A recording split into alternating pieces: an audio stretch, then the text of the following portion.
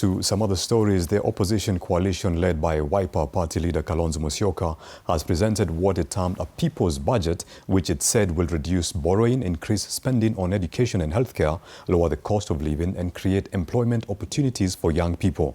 Addressing the media, Musyoka said the coalition's proposal offered a different approach to managing the economy from the government's 4.82 trillion budget, urging its MPs to reject the 2026 finance bill once presented in the House.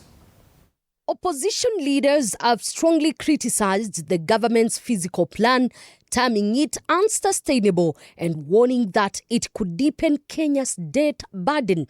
The leaders now say the proposed expenditure of 4.82 trillion against an expected revenue of 3.6 trillion leaves a projected deficit of about 1.1 trillion shillings, which they argue is unreasonable and physically risky. The leaders, led by Wiper leader Kalonzo Musyoka, say the rising debt burden continues to limit government spending on critical sectors. This is the largest spending plan in the history of the Republic of Kenya. Gross expenditure at 4.82 trillion shillings. Yet total revenue, including taxes and all other inflows, stands at only 3.63 trillion shillings. The gap between what this regime spends and what it collects is a whopping 1.11 trillion shillings. A fiscal deficit of 5.3% of our entire GDP.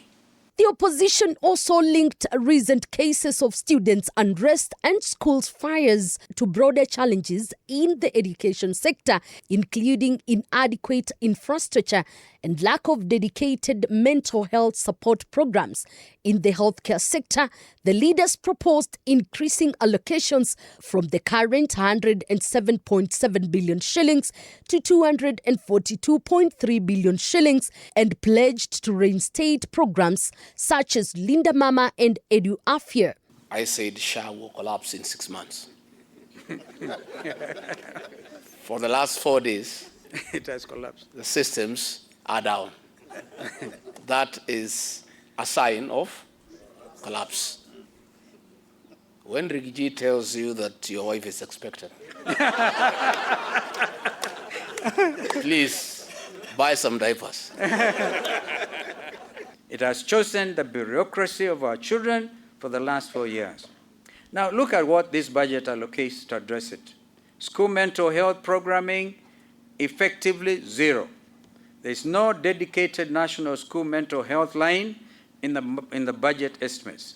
On the Finance Bill 2026, which has attracted sharp criticism from the opposition, the leaders opposed proposals to introduce a 16% VAT on mobile money transaction fees and 25% excise duty on mobile phones. They argued that measures would increase the financial burden on ordinary Kenyans and urged members of parliament to reject the finance bill once it's tabled in the House. What has been contained in this budget speech is anchored in law and is realistic, it is achievable. Just want to urge you, my good friends in the two houses, please reach out to more of your colleagues.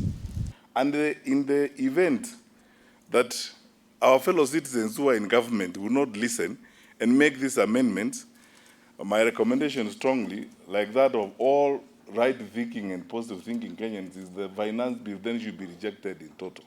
Thank you. The proposals by the united opposition on the 2026 budget insist they are the real game changer in the whole process. On whether they will see the light of the day is a matter of wait and see. Elizabeth Motuko, TV 47 Nairobi.